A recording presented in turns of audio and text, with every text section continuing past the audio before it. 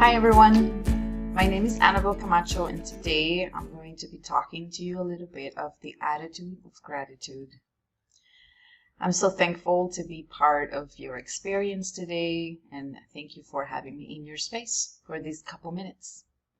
All right, so when we talk about an attitude of gratitude, we have to talk about what is gratitude, right? The definition of what it is.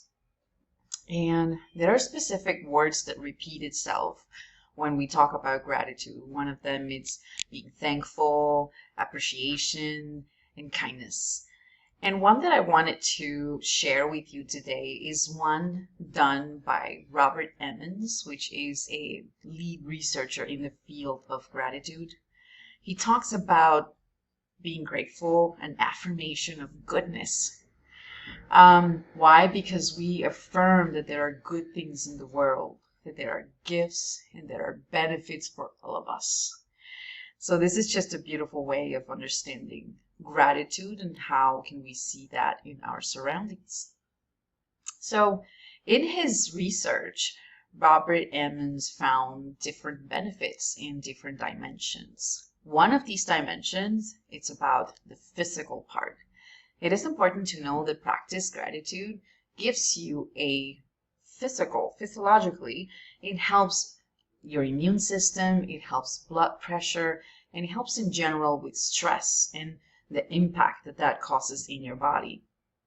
Another dimension is a psychological one, right? Leading to more joy, to leading to pleasure, to more positive emotions.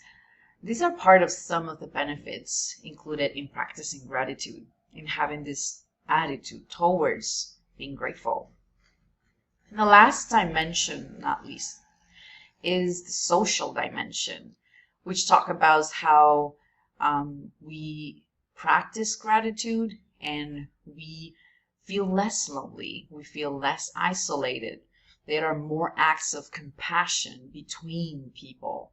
So this is an important part because it allows you to also spread that other magical word, kindness, within the practice of gratitude. So these are some of the benefits, but also why should we practice gratitude? And Robert Emmons also shows 4 important pillars that I want to share with you today that I feel like they're so good. So we want to talk about them a bit. The first one is about how gratitude allows us to celebrate the present. It magnifies these positive emotions that we experience. It makes us appreciate the world in different ways. And once you do that, you understand and value things around you. So it's easier to see the benefits and see the good in things. And we are less likely to take it for granted. The second pillar for him is the gratitude. The practice of gratitude really helps you with blocking negative emotions. So feelings like, or emotions such as envy, resentment, regret, anger, these are blocked by these positive feelings that you get when you practice gratitude. So we at some point say, we don't want to receive these negative emotions.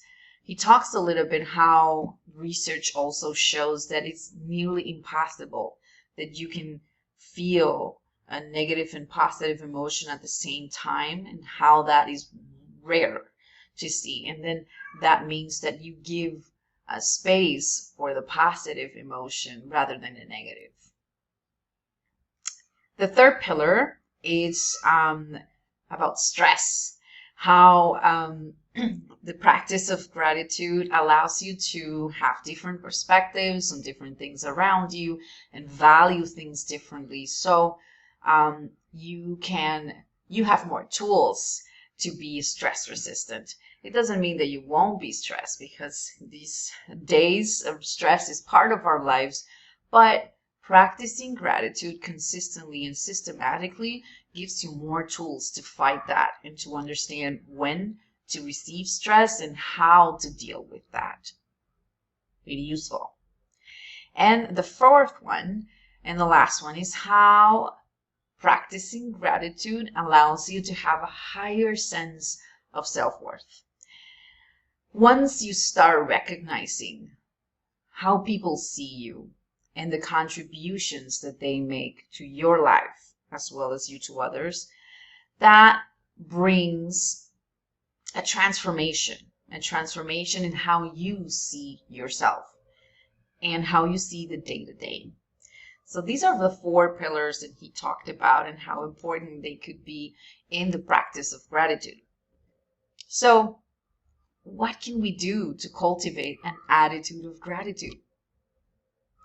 I'm going to share with you today 3 practices that I found really useful, that I can tell you and I can testify that have helped me have an impact with my practice of gratitude towards others and to myself. Okay, so the first one that I use the most and I really enjoy is journaling. And journaling could be one of those things that could be hard to do it consistently. I've experienced that the same as many other people, but journaling helps me a lot to self-express myself in a different way than I do on a daily basis.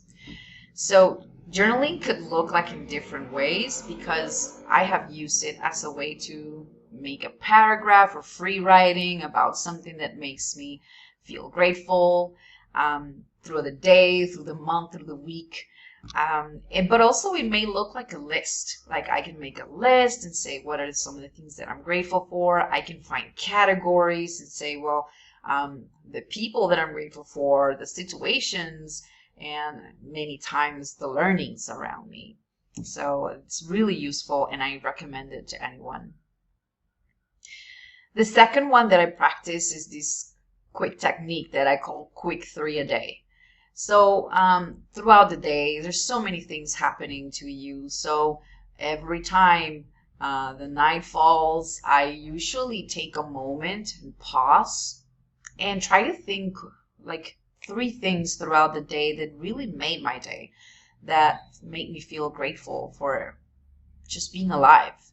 And I try to do that at night because I like to go the way that it makes me feel about my sleep, right? So right after that, I have a clearer head and I feel a lot better to let my body experience a really good night's sleep. And that helps me with my next day, right? So the next one and the last one that I want to share with you is the thank you with an intention. So saying thank you, it's the first practice of gratitude that you can visualize, you can see, and it's not a secret that sometimes within our day-to-day, we tend to use the word in a very lightly way because we thank people around us because of the things that they might or may do for us. But when I say thank you with intention, is because I find specific forms or ways throughout the day, even if in difficult situations and hard ones, to find something that I can be thankful for. And it could be a learning, it could be something that I want to share with others, or it could be just some sort of feedback to others, right?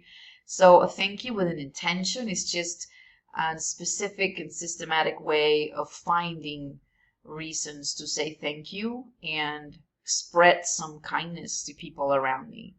And that usually returns, usually comes back. So these are some of the 3 things that I do to cultivate an attitude of gratitude. I invite you to think about what practices you think you can do. I'm sure you're going to keep talking about it. And my question, now that I cannot be with you right now, but in this world of attitude of gratitude, I'm wondering, what do you feel grateful for today, and how can you think you can cultivate this attitude of gratitude in your own community, for yourself, for your family, for your co-workers. So this is just my thoughts for you on how the practice of gratitude and understanding that has led to so many benefits. So thank you so much for listening, and hopefully you'll have enriching conversations with your colleagues and partners. Thank you so much. Have a good one.